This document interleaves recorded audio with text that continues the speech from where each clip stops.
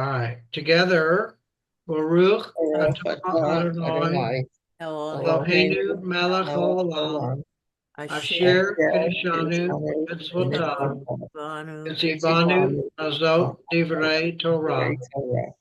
Blessed Blessed are are you, you, Adonai Adonai our our God, God, ruler of ruler the of the world, world, who has who has sanctified us with sanctified your us with your commandments commandments, and and commanded commanded us us to to engage in the engage words in the of words of Torah. Torah. Amen. Man. Okay, let's talk about the priests. Okay. So we're now in Deuteronomy. No, we're in Numbers. Numbers. We're in Numbers now. First chapter of Numbers. Rabbi, before we start, I have a question for you. Yes. I sent you an article this morning. You probably didn't see it yet because you had class. But I'm wondering if there's truth to it that Donald Trump has requested a Shabbat 250. And Right. Yes. A couple of people asked me if we're going to do that, What is and it? it's I guess just recognizing the 250th anniversary of Jewish life in America, Right. and it so gives maybe us we'll do something this Friday. I it think gives a specific date. I think it's this Friday. Oh, it's this weekend? I think so. All right. Well, I It's sent you the too. article. I have to look it up again. But it's So so close. it's a But yeah, real thing. we'll try to do that. Sure. well, Jewish life in America precedes the colonies. I mean, That's the right. average 250th. American, I think it was what, 16 something or Yeah, other. but we're going on the anniversary of the country. Right. And Okay. this is so I have to look at the details of that, but thank you, Minya. I will. You're the fourth or fifth person to mention it, but it's been a busy couple of weeks. I can imagine. And I think that this declaration was only made about 3 weeks ago. Mm. Yeah, I was wondering if it was accurate. Okay. I believe it is, but I will check. Okay. Okay, I try to share my screen here. I have to send a request to Steve. I can't do anything without Steve's permission. I know. What can I say? And then there it is. Whoops. Okay. Can you see now?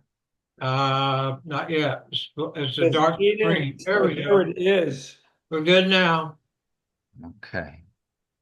Let me see. Okay. And then let's see if I can make. I want to automatically scroll it up myself, and I Yeah, can't. you want We to have no control. Yeah, No control. no control. So you can see it. Yes. We see page 744. Right. Okay, good.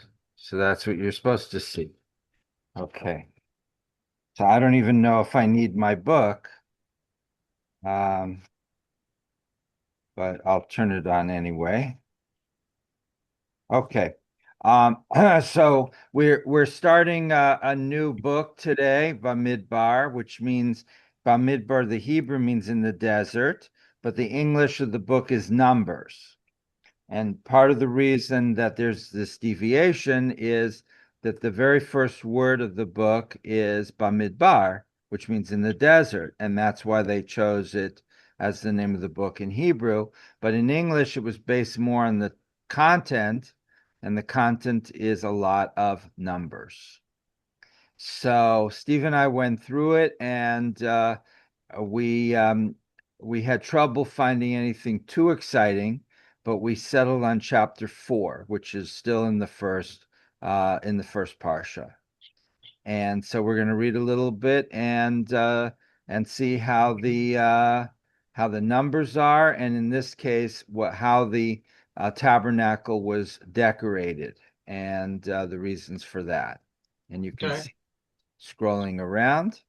So we're going to read the first couple of pages. So I'm going to put it on chapter 4, which is page 745. And who would like to read?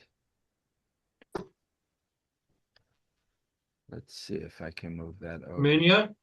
To stand off between Minya and me usually. Ah, Hashem spoke to Moses and Aaron, saying, take a consensus of the sons of Kohath from among the sons of Levi, according to their families, according to their fathers' households, from 30 years of age and up until 50 years of age. Everyone who comes to the legion is to perform work in the tent of meeting. This is the work of the sons of Kohath in the tent of meeting, the most holy. When the camp is to journey, Aaron and his sons shall come and take down the partition curtain and cover the ark of the testimony with it.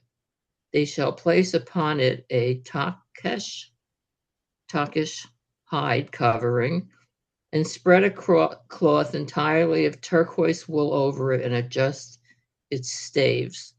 Upon the table of the show bread, they shall spread a cloth of turquoise wool and place upon it the dishes, the spoons, the pillars, and the shelving tubes, and the constant bread shall remain on it. They shall spread over them a cloth of scarlet wool and cover it with a cover of takish hide, and in place its staves. They shall take a cloth of turquoise wool and cover the menorah of illumination and its lamps and its tongs and its spoons and all the vessels of its oils with which they minister to it. They shall place it and all its utensils into a cover of takish hide and place it on the pole. Upon the gold altar, they shall spread a cloth of turquoise wool and cover it with a covering of takish hide and in place its staves. They shall take all the utensils of service with which they serve in the sanctuary and place them on a cloth of turquoise wool and cover them with a covering of takish hide and place them on the pole. They shall clear the ash from the altar and spread a cloth of purple wool over it. They shall place upon it all the utensils with which they minister upon it, the fire pans, the forks, the shovels, and the basins, all the utensils of the altar, and spread over it a covering of takish hide, and in place its staves. Aaron and his sons shall finish covering the holy and all the holy utensils when the camp journeys, and then the sons of Kohath shall come to carry, so that they not touch the sanctuary and die. These are the burdens of the sons of Kohath in the tent of meeting. The charge of Eleazar, son of Aaron, the Kohen, is the oil of illumination, the incense spices, the meal offering of the continual offering, and the anointment oil. The charge of the entire tabernacle and everything in it, of the sanctuary and its utensils. Okay, thank you. This is good. Marcia, I just looked up takash skins because right? what's a takash, And it's very weird explanation if anybody wants to hear it. A mysterious, highly prized material used for the outer covering of the tabernacle in the biblical book of Exodus. Its precise identity is debated by scholars and sages, with interpretations ranging from a rare multicolored desert creature or sea mammal to dyed leather or specialized embellished textiles. And then there are key interpretations of Takash, myth, like a unicorn or marine animals, and as explains all this stuff. And adorned leather of some sort is basically what it is. Why do you think that's a weird explanation? Well, it's because it doesn't. I thought maybe it was a specific kind of ox or sheep or something, an ordinary animal but it was another word for it. But no, and it's in Ezekiel. It says it was used to make sandals for women of high status, implying it was a durable yet luxurious material. And so that's what it is. I was just wondering what it was because I never saw the word, before. Mhm. It also is kosher. Uh-huh. So It's not a pig of any kind or no. hooves and whatever kind of thing. It was the Pictures of it. multicolored appearance. Uh-huh. Or javelina. Yeah, No and it's javelinas, no. considered waterproof as well. So Uh, There was it any was rain. different anyhow. It's special. Okay, let's put it that way. Right. all right. So who can summarize the first part of this, the first part of chapter 4 for us? So who's talking to who? So it's they're talking to Aaron and his son. Okay. At the What? very beginning of the of chapter 4. Mhm. Yes. Here. Hashem spoke to Moses and Aaron. Yeah. Okay. And what does he want them to do? Take a take a census. But Right, it's only for certain people. right. Right, the sons of Kohath. Or Levi. Okay. So it's part of the tribe of Levi, and it's only males, and it's only between which ages and which ages? 30 to 50. 50. Yeah. Okay. So it's a pretty narrow band, right? I mean, but it's clearly the people intended to be employable. Also, So, people who are more not young kids, not seniors, so is what it's eliminating. right. With maybe a mindset that is serious and can take on these skills, etc. Well, They, but they define seniors as starting at age 50. So well, they're yeah, putting they died younger then, didn't they? Yeah. How do I get out of that? Well, I don't know, but and 30 is pretty late to start. You would start, wouldn't you start at 18 or 21 or something like that? Mm-hmm. So to start only at 30, wow. But anyway, that's and that is people that could perform ritual processes in the tent of meeting. Mhm. Tent of meeting in Hebrew is right. Oh, whoop, whoop. Tent of meeting in is Ohel Moed. There it is. Ohel Moed.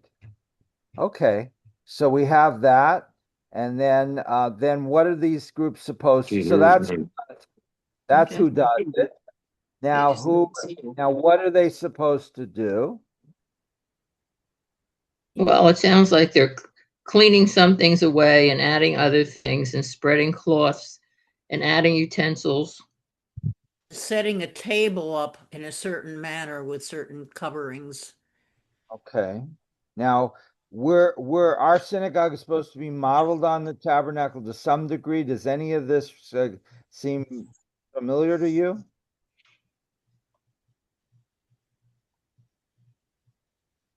Well, we don't have the turquoise wool, but we do have covers for the Torahs Okay, good. and the plates and the plates and the mantles and the things that are on the top of the scroll.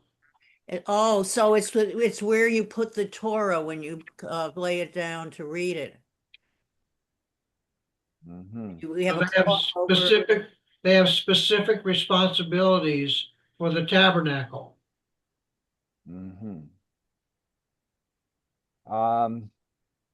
Okay, let's look at the commentaries.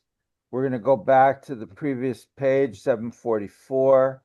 The Kohatites are organized. Mhm. It's kind of bent there, but can you still read it? Or do you need me to enlarge that? I think we can read that.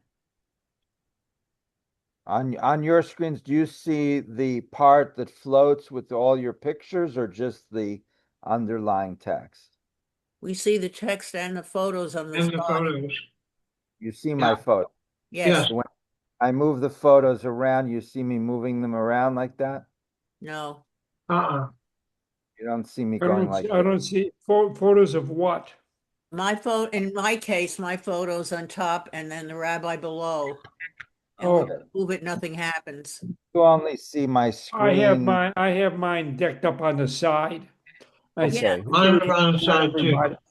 Okay, who wants to read? We're at the bottom of the page on the left side, chapter 4, verses 1 to 20. I'll The do it. Kohathites are Okay. organized. After the census and consecration of the Levites, God commanded Moses and Aaron to organize them for the service they would perform when the tabernacle was transported. The responsibilities of the Kohathites were charged with the most sacred portions of the tabernacle are given in this Sidra. Those of the Maronites, is that what it is? And the Gershonites are in the Sidra Naso. In conjunction with this task, a new census of 30 to 50-year-old Levites was conducted to determine the numbers of those who were eligible for the physically demanding work of carrying the tabernacle's components. At the climax of the instructions, God warned Moses and Aaron that the sanctity of the ark is so great that even the Kohathites, the elite family of Levi, may not gaze at the exposed ark as it is prepared for transport, and that the Kohanim must see to it that the lives of the Kohathites are not jeopardized by exposure to the ark before it is wrapped and covered. All right, this is a summary. Mhm. So what does it say? Sort of what we saw in Raiders of the Lost Ark. You can't Yeah, look on the ark. exactly. Those Nazis got their due. They weren't Kohenites and they weren't Kohanes, and they looked at the tabernacle and they all died Yes, instantaneously. burned up and Melted. Melted away, yeah. All right, we're on the next page in the top left. The sons of Kohath. Who are the sons of Kohath? Okay, Marcia, you want to keep going? though the sons of Kohath, though Kohath was Levi's second son, his progeny was counted first in deference to the greatness of his descendants. I'm sorry. Moses and Aaron, his descendants, Moses and Aaron, at the comma there. Because Moses was the great teacher of the Torah, his brethren, the Kohathites, were given the honor of bearing the ark. By assigning the ark to the most meritorious of Levi's family, God shows that honor is due to those who struggle to acquire Torah knowledge, not merely to those who are the oldest or the most privileged. All right, what does this mean? Explain this. So who are the sons of Kohath? Moses and Aaron, Levi's. it's vague. Levi's. Right, descendants of Levi. Right. Was Levi's second son. So So he and his progeny were Yeah. all the people that were under this category. Mhm.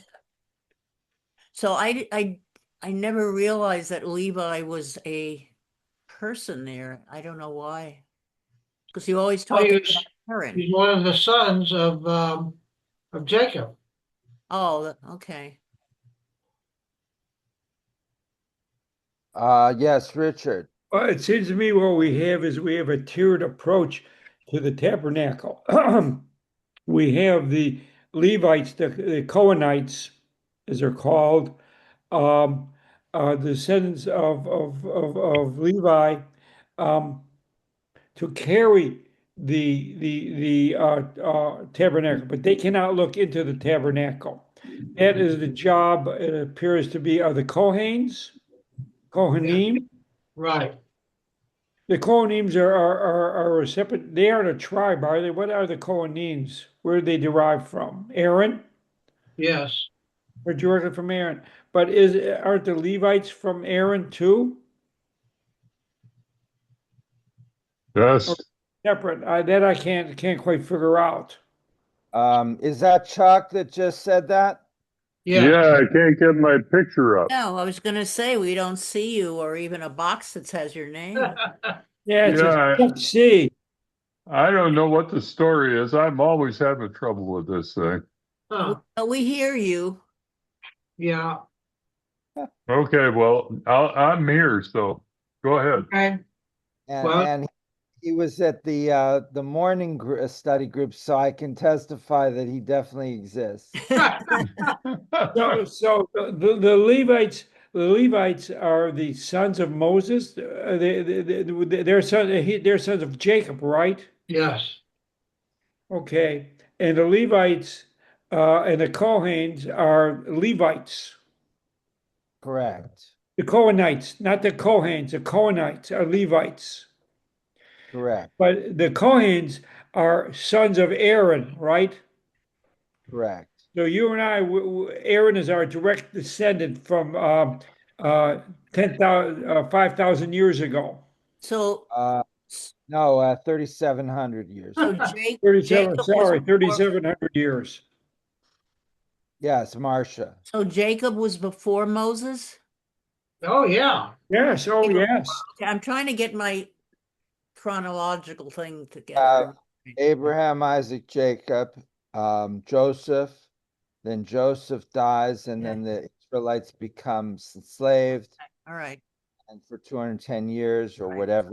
And then Moses comes and brings them out All of it. this time, though, we haven't even discussed the Levites, and all of a sudden they're showing up in this portrait. well, because of the tabernacle. They were part of the 10 tribes of Israel, which I guess maintained itself while in slavery. Um, and Moses, do we know where did Moses come from the Levites, or don't we know? Um, um, who wants to answer that? Well, Where did Moses come from? I'm unsure. well, his parents Oh, I know he was were Jewish. slaves. I know that his mother put him in a little Right, basket Yeah, right, no, right. to be killed. so- But I don't remember. But I don't know what family they came from. And his sister was Miriam, and the older sister Right, was yeah, Miriam, who took care of him. And actually, his mother breastfed him. Right, right. But that's another story. Yeah. right. We're talking about the So Kohens now. Moses is not a Levite, is he? Do we know what tribe he's from? Levi, I just looked it up. Well, it says here, number, Moses was from the tribe of Levi. Okay, yeah, he's a Levite. I Okay. think that Moses and Aaron must be Levites. Yeah, Yeah, it Well, says for that up brothers, at the yeah. top there. I just read that thing. Yeah. So that's, yeah, so so that's what Moses is from, the Levi family. Okay. right, right, All right. And Aaron. So, right. Miriam is a Levite also. Yes, Yes. she's a But she sister. doesn't count. She's a girl. Well, Don't start. Uh-oh. then, back then, Bad, women. bad comment. If it wasn't for Miriam, there wouldn't be a Moses. So That's there you true, go. that's Well, true. what's interesting, they counted only the men, if I remember right, who could fight, and the census was 600 and some odd thousand. Right. So how many women were there? How many children were there? They didn't count them. They didn't count them. But I would think there would be almost as many women as men, If not more. if not more, right? It usually comes out that there are more women. Not every woman is married, so they're, or man for that. Really, the younger women, the teenage women wouldn't be married probably. Um, So it was okay. there were Um, well over 1 million people who were Is this teaching through the Sinai desert for 40 years. is this um, Parsha set to actually to sort out the ascendancy, the who does what, and who is the most important of the grouping, in order that, or is it to uh, em- uh, indicate the specialness of the Torah itself, and how precious it is? well, that's a hard question to answer. I mean, it could be both. Yeah, I mean, what I wanted to say about Levy yeah, is, and Chuck knows this because just this very morning, We were doing the ancient Jewish biblical interpreters on the story of the rape of Dinah. Uh-huh. And if you remember the story, um, it's not exactly clear what happened, but two of Jacob's sons, Shimon and Levi, decide to kill the boy and his entire family. Right. So they trick them by saying, get circumcised and then we'll marry with you. And when they're recovering from the circumcisions, they go in and kill everybody. Right. To And mass. the father, Jacob, is very, very upset about this. But the Bible is strangely neutral about the whole story. Doesn't say it's a good thing, doesn't say it's a bad thing. Later, when Jacob's he's on his deathbed and he gives his final evaluation of his 12 sons, he says some very bad things about Shimon and Levi because of this. He says, you killed a man, meaning the boyfriend of Dinah. And you've got this a very impetuous anger, so he says some very nasty things about them. But if all that's true, then shouldn't that have disqualified Levi from becoming the most important tribe and running the ritual in the tabernacle, and then part of the Levites becoming Kohanes? So that is something I can't answer. The only what was given this morning by Jeanette, who I guess you guys don't know, is that later Levi is going to do certain good things, and that's going to be the reason. Steve. Quick question is regarding why the Levites or Levites were chosen apart from anybody else. Why were they the ones in charge of all that, of the tabernacle? Right.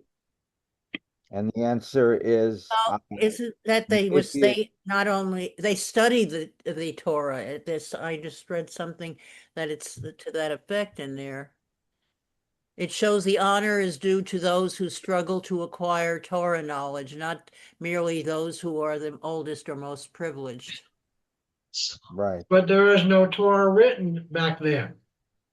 Hmm. Well, it must have been a Torah written because what is in the ark? The tablets, The Ten Commandments. Oh, right, The history is all oral. And it right. wasn't and then written that down sentence until doesn't make 580 sense. BC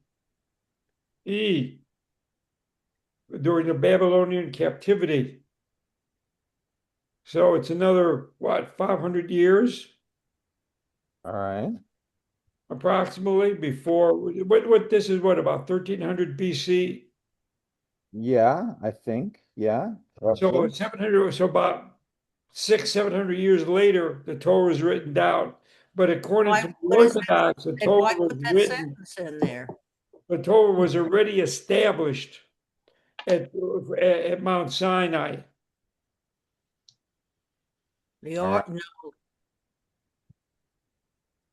but it doesn't make sense that that sentence that I just read is in there if there was no Torah knowledge to be absorbed, to well, acquire. this is an old discussion, that the commentators argue that the Torah was known and practiced by the original Israelites even before they received the Torah. Well, This is not really likely because there's certain things in the Torah that contradict that. But you could see why the idea of Abraham serving meat and milk together did not go down well with the later rabbis. So they said, of course, Abraham observed all the mitzvot, including wearing a yarmulke. hmm. So it's one of these things that we're playing it both ways, right? As postmodernists, we say yes and no at the same time. Okay, Richard, that doesn't bother you? It's the contradictions of the Torah. there's lots of opinions about what occurs, and you can have to decide what you like best. But we embrace the contradictions, and that forms what makes it most interesting about Torah study is we're not going to be able to reconcile the contradictions, but dealing with the contradictions is part of the fascination of what we're trying to do. So we're Right. not looking for an entirely consistent rational system. Minya, is that a hand? No, Okay. Okay. She was just resting her chin. I'm just resting my head. All right, let's see what is exactly in these things. Let's go down to commentary 6. We're say entirely of turquoise wool, and let's see what it includes. Okay, Marcia, back to you. And entirely of the turquoise wool. In the case of preparations of the other tabernacle components, they were first covered with wool, and that in turn was covered with a tachash hide. Only the ark had the turquoise wool, which the sages described as the color of the sea, similar to the color of the sky. On top of the tachash, to symbolize its holiness, the sky blue wool represents the purity of heaven. All right, so they had an ark in this tabernacle. Did the ark have a Torah inside it? What was in the ark? The We Ten don't know. Commandments, As you're the saying, tablets, the tablet. Thank you. And how many sets of 10 Commandments? 2. Thank you, Steve. Is that Wow. before one of them got smashed? Well, This yeah, but they both of collected them, all the pieces, right? right? Oh, the pieces were in there. Okay, right. So Okay. they had the old one that was smashed and the new one that was not smashed. So those, They didn't have glue back then. Right. um, so and now we don't have the 10 Commandments in the Torah really in the Ark. It's above it. Say again? The Oh, Ten Commandments oh, are above are it. above. Right. Okay. So it's above it, but the 10 Commandments, of course, are included in the Torah scroll, as part of the scroll, but there's not like a stone version in Right. the ark. Okay, so then the ark itself, so ark, what color is our ark? Is Blue. The ark. The arks are of all different colors, aren't they? Our ark. Our ark. yes. Well, it's a what do they It call that? looks like a wave of the sea. Yeah. Our ark, the ark that we have in our synagogue. Like wood color. When the doors are closed. You When mean the when it's doors are open? closed. No, when the doors are closed. Yeah, that looks like an Wooden. water. To me, it So looks like it's- waves. So it's similar to what is described here then. Yeah, the what do they The call it? sea, Yeah, but what symbolic of the Yeah. sea. the Tashash. Takash, Takash, Taka. Tashash. Takash. Takash. Right. And then on top of the tachash is this turquoise wool. Wool. So that's what people would see is the turquoise wool. Right. And it's so there's no decoration, it's just one solid color. But the Tahish was multiple colors. Where does it say that? At the beginning, when we read the first part of the portion. It says turquoise wool Turquoise wool. multiple times. Oh, Turquoise. okay, well, Wait, they shall spread over them scarlet wool, cloth of scarlet. right, but in the definition in Google, it says it's multicolored. Hmm. I'm just not catching that, but if you say so. Okay. Hang on, I'll find Be it. it would be under the wool in any case, right? So Yeah. so whether it's multicolored or not, it would be underneath, and then on top is turquoise wool. Okay, Marcia, back to you to continue I reading. can't say that first word. What is that? I'm not sure how to pronounce it either. Tequilus. Okay, tekels and Oh, takas, whatever, techelet. Oh, represent, techelet. Tequilus. yeah, Tequilus. represent different concepts. Oh, thank you, Chuck. What, wait, say it again, sir. Tequilus. Tekelos, Right. okay. It symbolizes faith in God, for its blue color makes people think of heaven, the place of God's throne of glory. While the Takash was unusually beautiful and encouraged the enhancement of mitzvos by clothing them in physical beauty, it is often important to lend aesthetic beauty and convenience to the performance of commandments so that people will find them more inviting.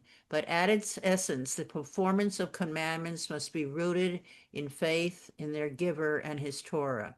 Therefore, the visible cover of the ark must be tekels, whatever, Techelet. Tequilus. all to questioning faith in the Torah, which is to unquestioning faith in the Torah, which is contained within it.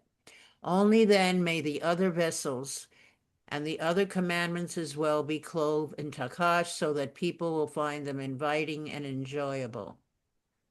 That's complicated. Okay. Okay. And adjusting its staves. This verb is usually ordered, they shall, and place, implying that the staves will now be inserted in their rings. This translation is not tenable, however, because unlike the staves of the table and altar, which were inserted only for transport, it is forbidden ever to remove the staves of the ark from their rings. Consequently, the term must mean that the staves were placed on the shoulders of the Levites so that they were adjusted within their rings to facilitate the Levites' task of carrying the ark. Okay. Does I anybody can't understand? visualize this. So we're going back to the text. This is verse 6.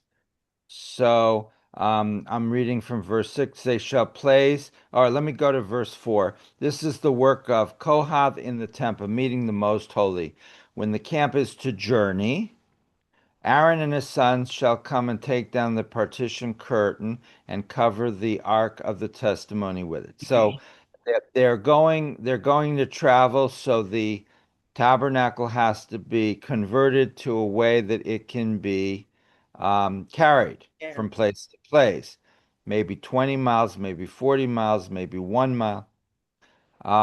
They shall place upon it meaning the ark of the testimony, a tachash hide covering, and spread a cloth entirely of turquoise wool over it and adjust its staves. Upon the table of showbread, they shall spread a cloth of turquoise wool and place upon it the dishes, the spoons, the pillars, and the shelving tubes, and the constant bread shall remain on it. So this is all being done in order to move it. Is that your understanding? Yes, Yes. sounds like it. I don't know what showbread is, and the constant bread shall remain on it, what that's about. Mm-hmm. Okay, we'll hopefully get to that in a few minutes. But right now we're not worried about the showbread itself, which is breads that were used in the temple in the tabernacle ritual, Right. but rather the table for them. Okay, let's go back to verse 7 in the commentary. It is. Table of the showbread. For a description of the table, the bread and the utensils mentioned in the verse, see Exodus. That it is described as the table of the showbread implies that there were other tables in the courtyard where meat and the like would be placed during the service. So there were several tables, and each table had something on it, but there was a table with what they call showbread. I'm not sure if it's similar to challah, and I believe there were multiples. It wasn't just one. Okay. Okay, I'm sorry. No, go ahead. And did someone want to ask a comment? Okay, Marcia. The placement of the covers reveals a hierarchy of holiness. The showbread remained on the table at all times and is therefore called constant bread in this verse. Okay. It was covered with turquoise wool, which symbolized the highest degree of holiness. The utensils were placed atop that, and then everything was covered with a takash hide. And this is as part of the moving process, right? This is not what was done during the ritual itself. So What I was it? So they when they carried this, all this stuff was on top yeah. of the tabernacle? Yeah, so even when they carried it, they didn't like put everything away. All right. Certain were just left in position somehow. I wonder if they assessed the guys who were going to carry this to make sure they were strong enough so as not to. Yeah, yeah, right at the beginning, remember they did the census for men 30 Yeah. to 50, and the purpose of the census was to see who could do this sort of work. So they thought men, Even amongst that 30 to 50-year-olds, it had to be the muscle men and the non-muscle men, right. No, it does not, I don't think it means that every 30 to 50-year-old was used. I think that when they did the census, they wrote down, this guy has a bad leg, this guy has a bad shoulder, this guy is psychologically unstable. You know, they, they made a list of who they wanted within that group. Right.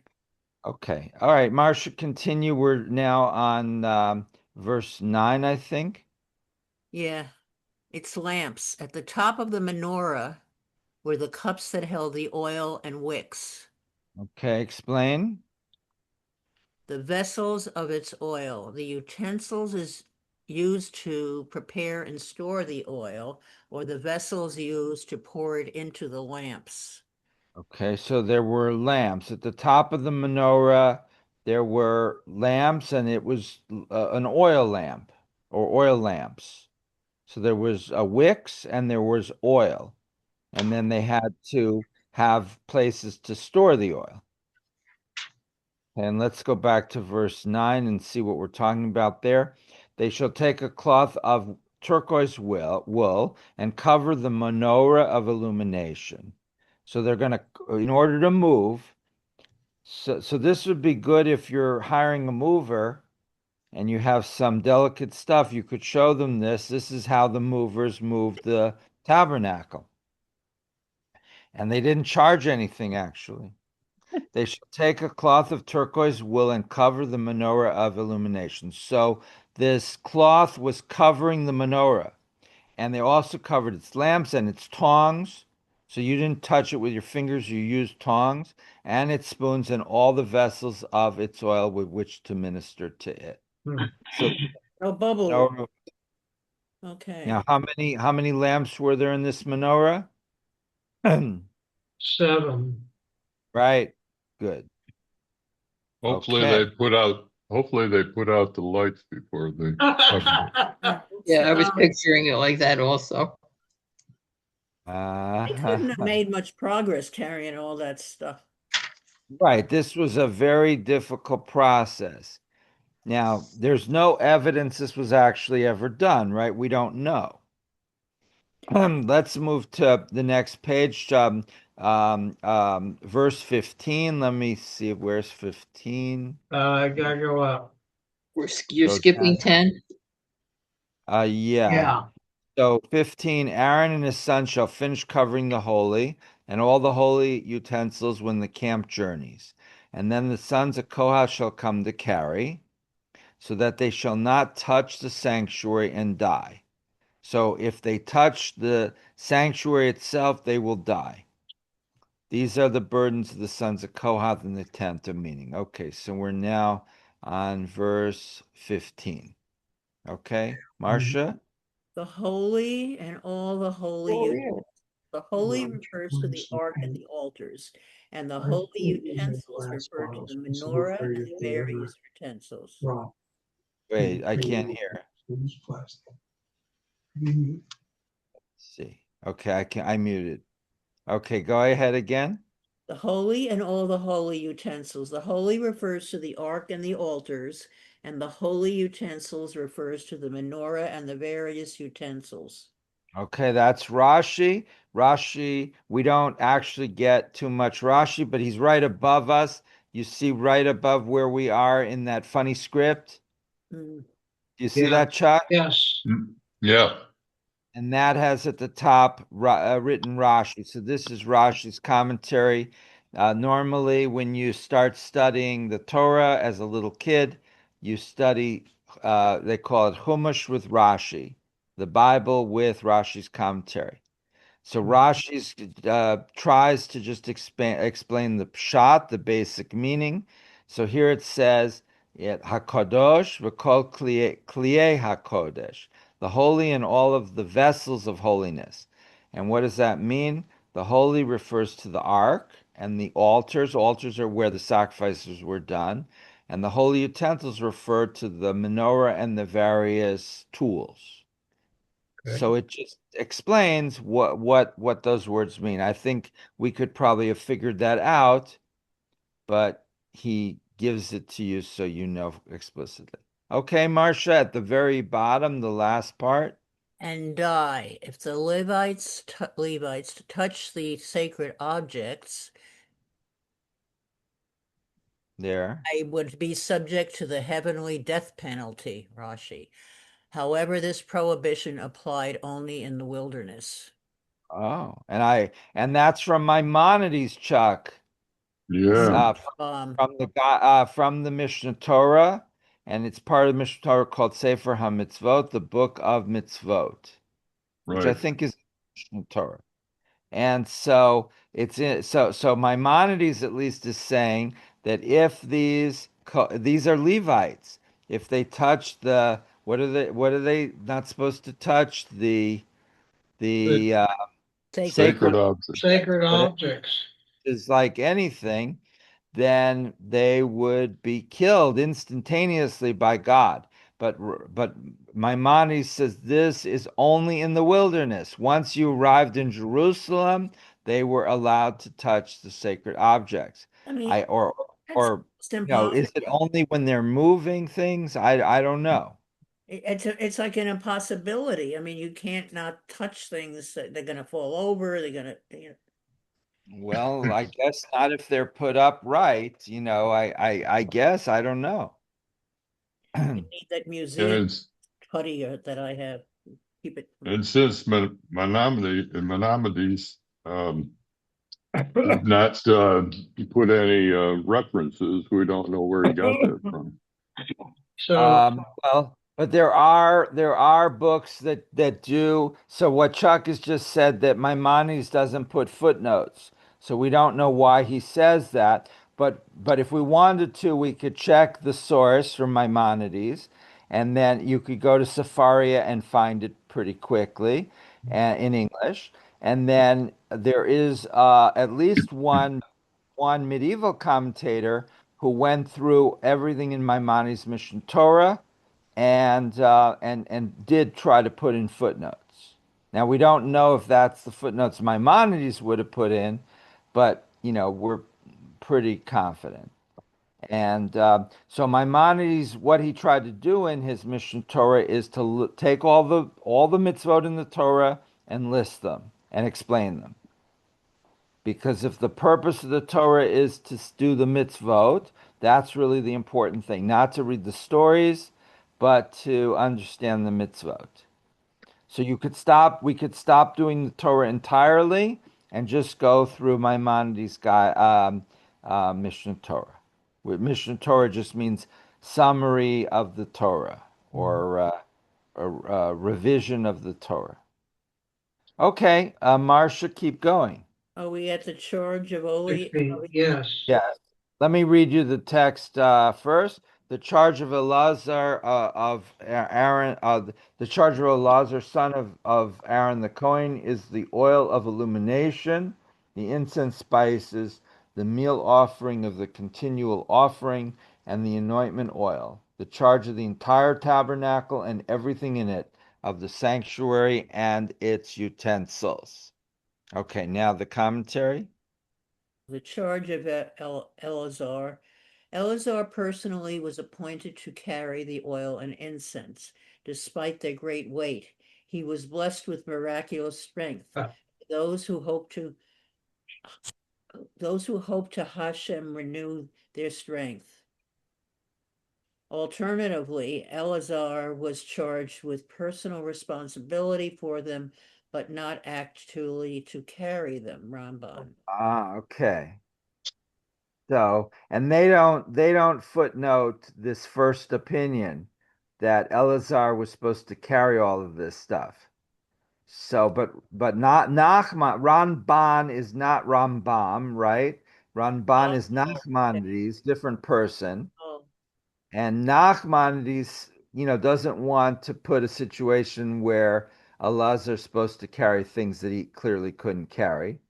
So he, very reasonably just says, no, Eleazar was responsible for them, Right. but he didn't actually have to carry all of this. So he delegated it. but he had to carry it. Right. So he Say had again? to delegate it. Right. He was responsible for putting together the team Right. and supervising them and making sure they carried it properly. But there was a whole team. Okay, back to verse 18. And it says, God spoke to Moses and Aaron, saying, do not let the tribe of the Kohathites, families, be cut off from among the Levites. Okay. And now back there, verse 18, Yeah. Marcia. And do not let, whatever it said, be cut off.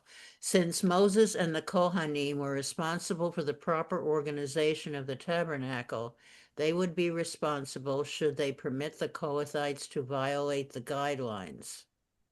All right, explain. So Moses and the Kohanim were basically, they shared the responsibility of keeping the guidelines to all this stuff. And who's going to do the moving? The Kohathites, Right, but who's going to be watching over them? Moses and the Kohanim. Eliezer. Okay, good. Okay, so all of this so far is an elaborate description of how to move. Very And detailed. right, and the question, of course, the broader question is why do we care? Why do we need this in here? And that's something that I don't have a quick answer for, but clearly this part would appear to be a primary concern to the Kohanim and to the Levites and to the people doing the ritual, because even if you're not moving, knowing what each person's doing in the moves might be relevant if you're in the temple. But for those of us, far away from the temple, we're not sure what the relevance is. But there's the whole most of the book of Leviticus and some of the book of Numbers deals with this sort of stuff.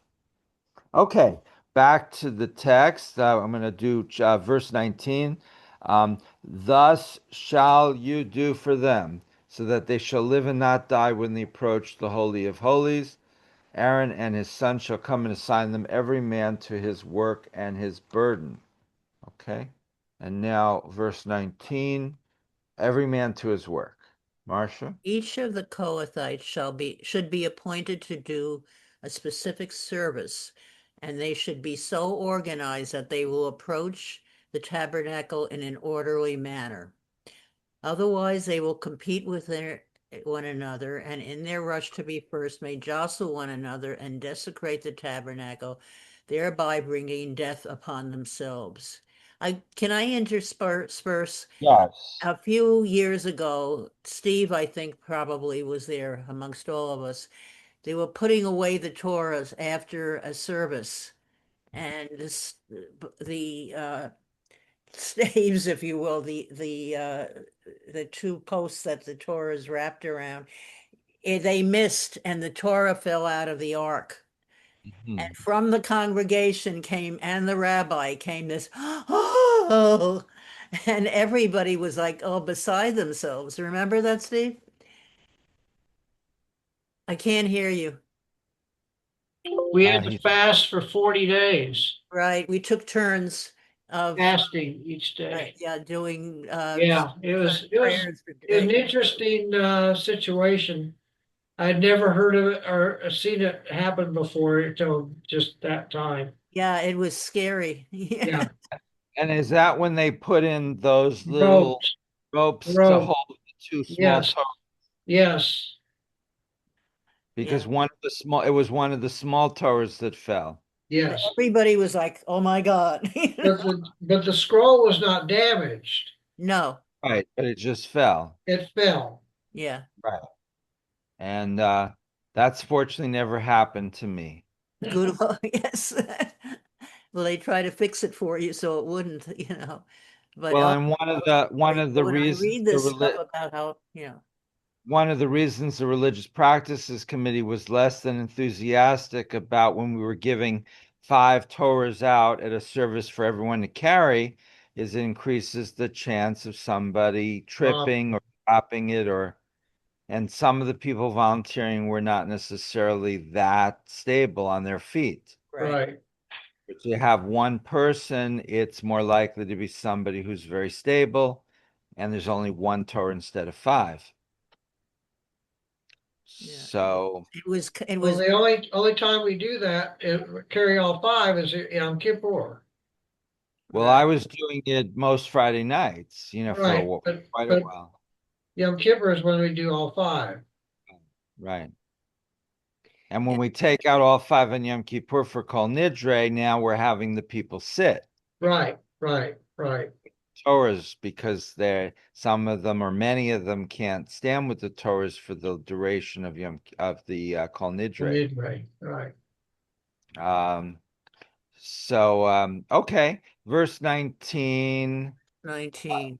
Every man to his work. Did we read that? Yes, the Yeah, I first read part. that, I think. Right. But the second part, I didn't read according, did I? no. Okay. That's where you stopped. According to Rambam, That's Maimonides. yes, this verse includes a commandment that Kohanim not only appoint the Kohathites to their tasks, but supervise them in person in order to prevent the possibility that they may overstep their bounds and die.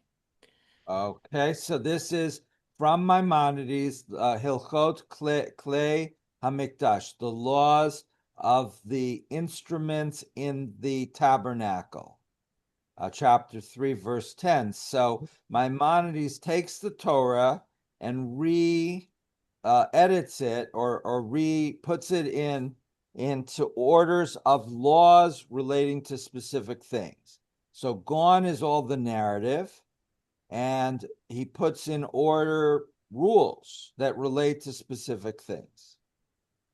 And he says there's a commandment that the Kohanim should supervise the Kohathites in person.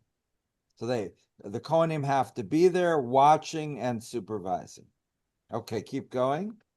What was the effect of this possibility of death upon the Kohathites?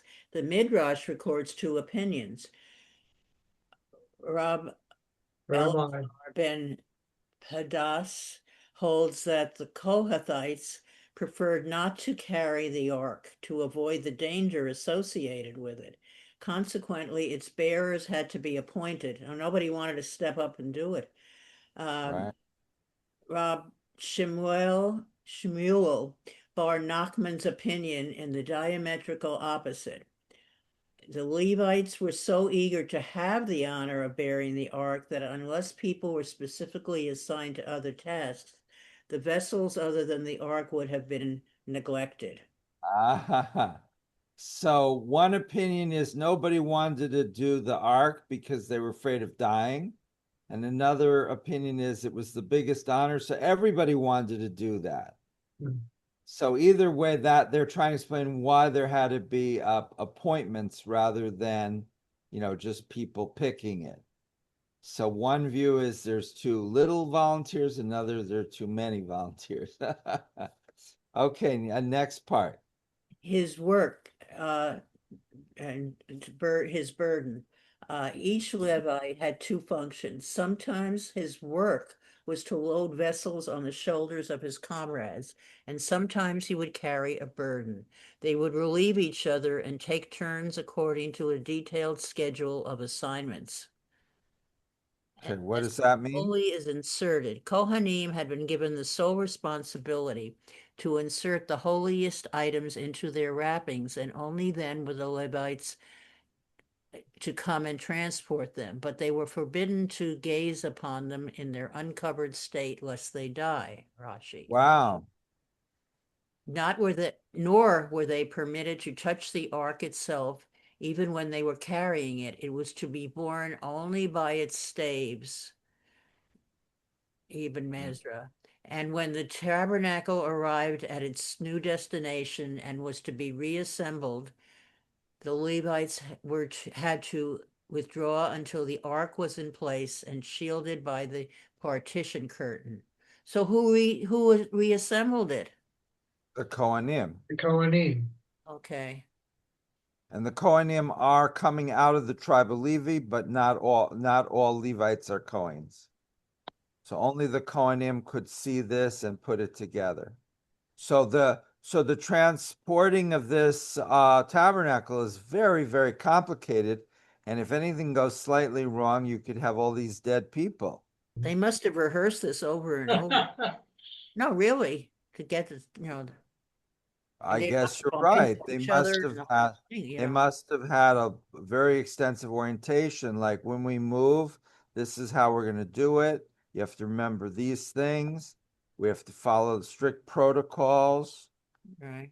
You must have gone through because otherwise, and they make reference to this, you could have everybody rushing around and bumping into each other, and then Yeah. they can touch something. Right. Okay. The Masoretic note meant there are 159 verses in the Sidra, numerically corresponding to the mnemonic. Okay, hold on here. This is verse 20. So in verse 20, but they shall not come look as the holy is inserted, lest they die. And verse 20 in Hebrew is there. V'lo yaviu l'rot ki bala et hakadosh v'metu.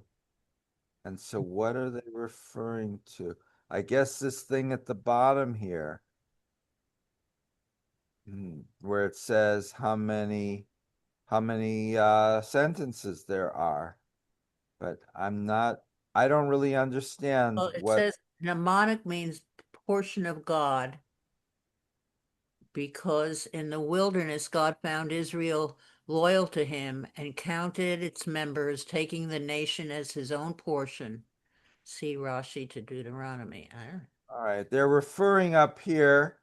Do you see here? Do you see where my pointer is? Yes, yes. So under the text, there's a little comment here that says using Hebrew letters to signify numbers, kuf nun taf, pesukim, the certain number of sentences. And then chelek, and then it gives a part, and then another number, and siman, a symbol.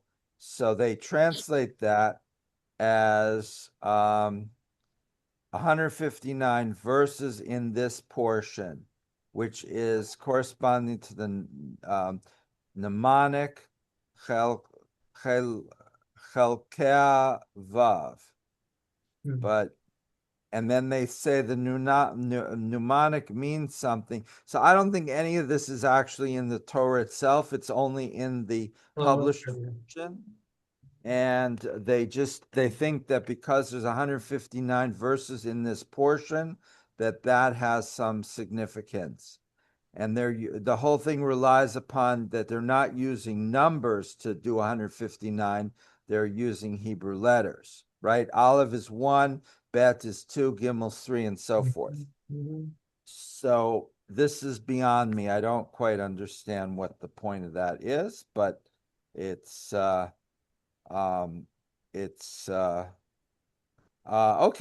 We have just a couple minutes for any final thoughts. So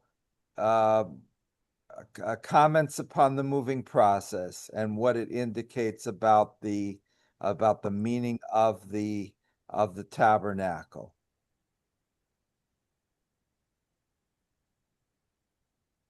Yeah, I have a question.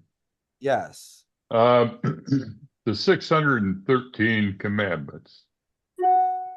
Okay.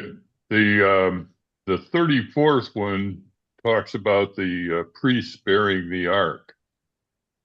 This is Maimonides, and is 613 commandments. Do